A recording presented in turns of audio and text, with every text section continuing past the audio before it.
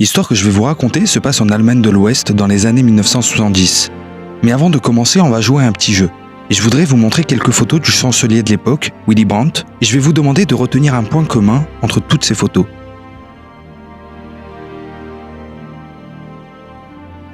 Alors, vous l'avez peut-être remarqué, ou peut-être pas, c'est normal car c'était son métier, vous avez pu apercevoir Günther Guillaume, l'un des meilleurs espions de l'histoire moderne.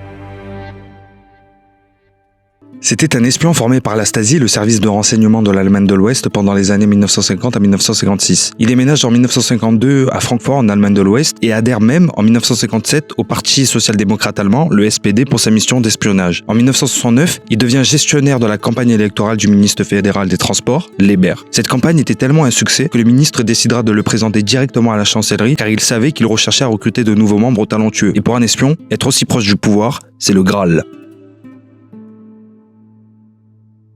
Pour pouvoir être embauché, une enquête doit être menée sur les candidats afin de ne pas recruter n'importe qui. Il devait répondre à un questionnaire qu'il a rendu 2 semaines après sans que personne ne s'en rende compte et ajouter aucun des documents demandés. Le conseiller à la sécurité de la chancellerie mène une enquête et avait l'intuition qu'il ne fallait pas le recruter, mais il ne parvient pas à prouver que Günther était un espion, bien qu'il ait remarqué des incohérences entre les informations fournies par Günther et celles des agences de renseignement. Et surtout, il n'avait pas le dernier mot. Le directeur de la sécurité décide alors de soumettre le candidat à un interrogatoire serré, mais Günther, étant un maître de la manipulation, réussit à dissiper les soupçons et est finalement embauché en 71. En septembre 1971, il accède à des documents classés très secrets, alors que quelques mois plus tôt, il ne pouvait s'occuper que d'affaires sans importance. En juin 1973, il est nommé conseiller au bureau du chancelier et devint l'homme le plus proche du chancelier, que ce dernier considérait même comme un ami, au point d'être l'un des seuls à pouvoir le suivre durant ses vacances. À partir de ce moment-là, il était tout le temps avec le chancelier, que ce soit lors des discussions les plus sensibles ou pour ses sorties plus personnelles. En 1973, un inspecteur commence une nouvelle enquête de suspicion d'espionnage et tombe à nouveau sur le nom d'un Guillaume ou G.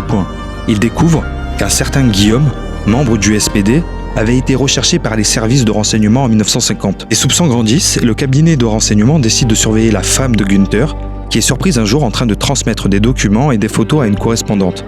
Les 2 femmes se rendent compte qu'elles sont surveillées et détruisent immédiatement les preuves. Il s'agissait en fait d'enregistrement vidéo d'une discussion entre Brandt et Nixon concernant le nucléaire. Le 24 avril 1974, les soupçons étant devenus trop forts, Günther Guillaume est arrêté. Il avoue immédiatement être un membre de la Stasi, mais refuse de parler pendant tout le procès. Le chancelier Willy Brandt, étant sous le choc, démissionne dans l'intérêt de l'Allemagne de l'Ouest seulement 2 mois après.